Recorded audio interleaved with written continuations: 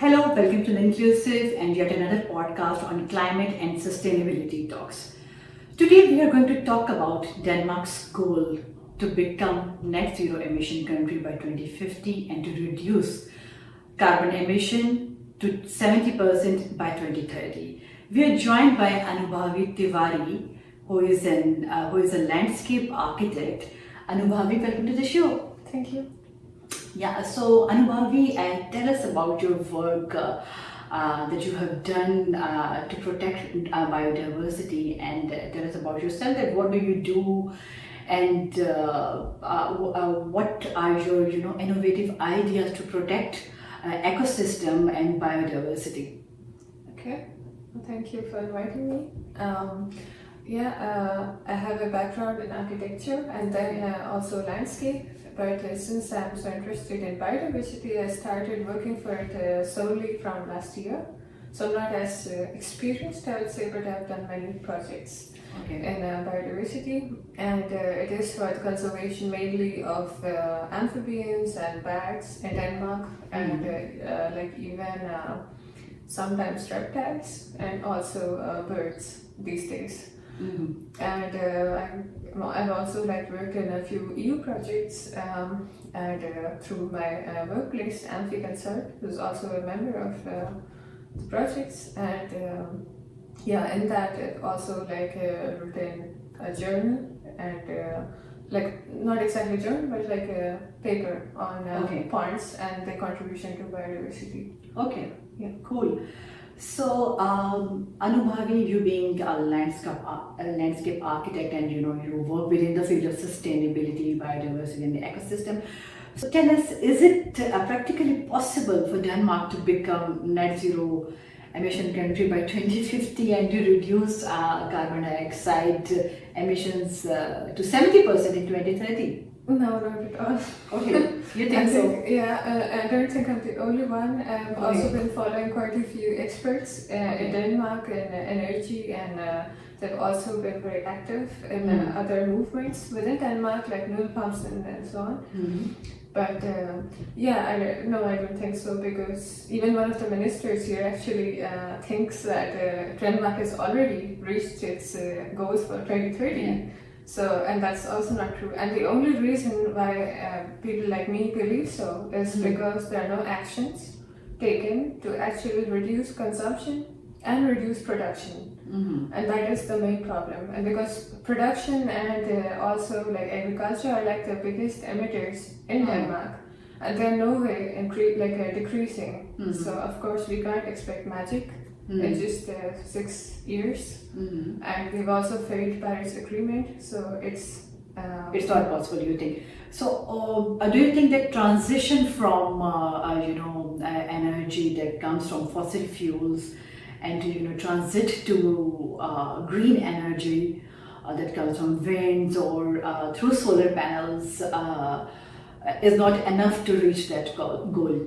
No, on the contrary, it requires even more new infrastructure to be developed, and that's exactly where the problem is. And I'm not saying we should continue coal power plants and so on, but of course we do need to reduce our capacity first and also start questioning each and every project, infrastructure project, before we actually execute it. Because half the time, and especially because I'm now working with biodiversity, if, for example, there's a reserve area of biodiversity, this area is protected, but still people do want a very fine highway right between it. Exactly. And that's the kind of projects I'm asking, why do we need, and of course I'm not the only one, there's so many people protesting every day in Denmark on the roads just to block and not let this happen. But these are the kind of projects which we really need to focus and minimize because they are also consuming energy. And when it comes to the shift in fossil fuels, it's a very big can of worms. Because, for example, yes, of course, windmills are really efficient compared to coal power plants, and solar panels are also. But I also think that there's not enough critique on them. So, for example, we don't know how to recycle either, but we still want to mass produce. And now that Denmark has started falling out of all the windmills they constructed 20, 30 years ago, we don't know what to do with them. And that is a very big problem, because they're also they're plastics. We don't know where to dispose of them. Yeah, because now it's like landfills. Yeah. And they're emitting micro plastics and also toxins. So do you think that the same will happen with solar panels? It's already happening. Okay. Yeah, because they have also reached their end of life, which is 25 to 30 years for like a good quality solar monocrystalline or poly. Yeah. Yeah, but I think, Anubhavi, that now the companies are thinking about the long-term impact of solar panels or all the stuff that's been created by plastic. Again, yes and no, because so far, all these years, the focus has only been on carbon emission solely. And that's exactly why now we don't know what to do with windmills, we don't know what to do with solar panels. Because we've been only thinking, oh, carbon emission, oh, so less. Okay, so now it's like perfect solution, but we didn't think about the environment.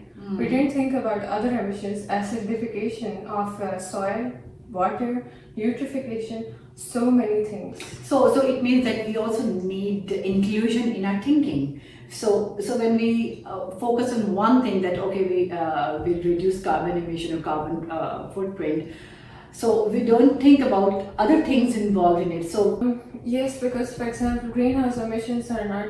I mean, of course, they're a very major problem, but there are also other problems which have been ignored. And for example, systems like LCA, life cycle assessments, and also other, they have only focused on greenhouse emission, nothing else. And that is yeah, and I think so that Denmark also needs to think about the fact that they don't only have to make Denmark net zero emission country, but they also have to think that from where they are importing the stuff, are they following the sustainable solutions or sustainable methods? Are they protecting the biodiversity in their country? So we should not think selfishly that okay, that's their problem. This is being created in Africa, Kenya, or in China. So that's the problem of it's the problem of the whole planet. Yeah, that's also the thing that I think it's safe to say now. The world is split between the global north and global south. Yeah. And the south is producing, and they don't get any returns, and they're suffering from the effects of global warming. Exactly. And I think Denmark, of course, has a huge part to play, but of course, there are also bigger emitters in the game, like USA. Yeah. And so far, until a few years ago, the blame was solely shifted to China because it produces so much. Yeah. But Denmark still. But who orders China? The question is that who orders China? The whole world orders China to produce for them. Yeah, that's what I was trying to say, that Denmark still does not take account in the 70% emission, or even in the goals, they don't acknowledge the import and export emissions, which is a big problem. But Anubhavi, there is another problem that the exporters from China, they're not ready to share their ESG reports with the companies who want to work with sustainable methods. They don't share the impact of the production with them. So that's another problem. So I think so. It's easy to criticize, but when you are in their shoes, there are a lot of other factors involved. Sure, but what are they doing to reduce production? And why are they still ordering? They have to run their businesses. Yeah, but why? That's also rising question. Why do we have to go to business as usual? Why do we have to say business normal? Yeah. Because there is a rising voice, at least which I've also been exposed to, which is about degrowth actually. Starting to question why companies think, why is it okay to say, oh, we need 50 branches in 50 countries, and that's a very amazing thing and an ambition for all the corporates, rather than fixing the environment locally and actually being more local. And of course it's like an output of globalization, but it still is like a challenge. So you are saying that in order to become net zero, not only country but for all the countries, not only for Denmark but for all the countries, you have to boycott capitalists, isn't it? That's not true. I don't think it's always black or white. It's also, as I said, downsizing. That's the word. I think more like downsizing. We start questioning, do we really... Or do you think that industrialists are ready to downsize? No, but it could be more local. Yeah, and you know there is another impact on the employees that they are working in the branches. For example, if a brand has 50 branches worldwide, so if they will downsize, it will also impact the human rights of the local people who are employed there. So, what's your take on that? Sorry, I didn't take the question. Okay. So I'm saying that you're talking about downsizing, Yeah. right? So if they will downsize, for example, they cut 10% of the branches. So what about the people who will get unemployed by downsizing the infrastructure of that company? So that's another like argument with degrowth, which is also like the universal income, because there's like a whole branch of arguments. Of course, I don't want to endorse only one movement, but some of the ideas which have been brainstormed by other people, not mine, are very much about having a universal income. So you don't have to go out every day to work just to destroy some part of the planet and justify it because, oh, I need to fill my stomach or I need to feed my kids. Okay. But actually, like, if they are safe, if they have like an income, because this system has been designed for capitalism. And of course now it's been questioned, and of course we can go back and say, oh, but this one doesn't work, that one doesn't work. But now, today, where we are, that's pure capitalism. Global warming is a result of pure capitalism, True. Nothing else. Yeah. There was no other magic that came. Yeah. Which is why we do need to reduce, downsize, be more local, and actually like question all our consumption, and of course push all the companies around the planet, especially like petroleum industry, on why they continue to like destroy our planet. Yeah, but I think the sacrifices for this transition or shift will be very big. Like if we try to shift from capitalism to socialism. Yeah, but the alternative is even worse, because in the coming years, as we see also in global southern countries, we are having like extreme climate effects, and which are affecting like the poor people. So of course it's like mass immigration, then it's going to be very chaotic. And of course if so-called democracies don't work for those people, they're going to get into there will be anarchy simply. So that's actually playing with fire. And it is like already predicted by so many scientists that it's not going to be stable in future actually in most countries, even here. Yeah, so we need to act now. Yeah, Yeah. definitely. Okay, so Anubhavi, tell me that what do you think that how should we recycle the goods that are already produced, and tell us that what are the other solutions to create renewable energy? Other solutions, like for example, like geothermal is a good solution. Then of course also using water, hydro power, power plants and so on. So there are also like good options. But of course we do need to reduce, or at least start actively working, which is the part I'm commenting on is missing in all countries, is downsizing. Okay. Yeah, and incentivizing companies to actually like move towards green growth. Which is where like financially like they need to contribute more green, which will actually help. And of course so far it's been 90% in my opinion, of course, but there could be more or less. Companies have been greenwashing because they want to show good numbers, and it's not in reality, it's still destroying so many things. And which is why like we need to start being really critical on why we do everything that we do. And why is it seen as a normal thing that someone who's helping maybe some people or some animals across the world, why do they earn nothing and go hungry to bed while someone who doesn't even do anything and does only like commercial things, and the outcome does not help anyone other than their bank balance? Why is that like okay? Okay. Yeah, you're right. And I was reading that the buying power of a person in Denmark is I think some 100 times more than the buying power of a consumer in India. So I think that we should also look upon this factor that we should be very responsible in how we spend the money and where we spend the money and what do we buy from that money. Yeah. But it's good that there is awareness in the young generation that they are using used or pre-loved clothes and accessories. I would actually like to add on that Sure. point because the young generation is also the biggest consumers on the planet. Oh, I was like watching a podcast in like India, and one of the people who has been like researching for a company in USA was telling how they were studying like different generations, and it was actually the younger people. Even though they are very conflicted, and I would also relate to it, conflicted whether or not they should actually like buy things, they still do. okay. Because of course they have to fit in, of course they have to like also have a status quo.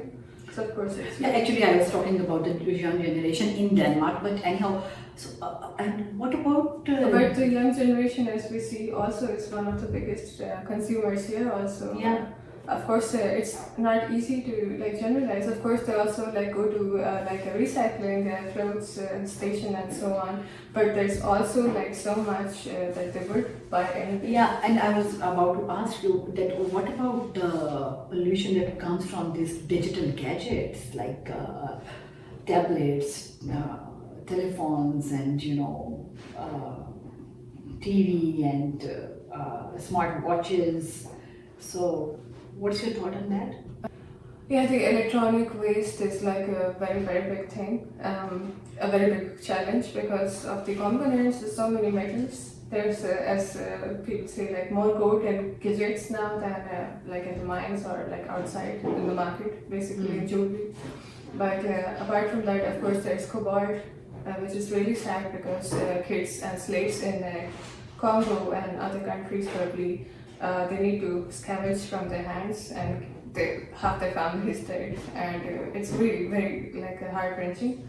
But yeah, like just for our And also the lithium that is being used in the batteries. Yeah, definitely. That's also picked up by the bonded labor. And actually, like I don't know if there's like one of the museums here in Copenhagen which showed like a documentary which I saw where actually they have like in Kenya. Kenya is the biggest like dustbin for us because in the world because all the electric gadgets actually go there and get dumped, and then they're hand scavenged like different metals, each and every component, and like taken and sorted, and the rest is like burned.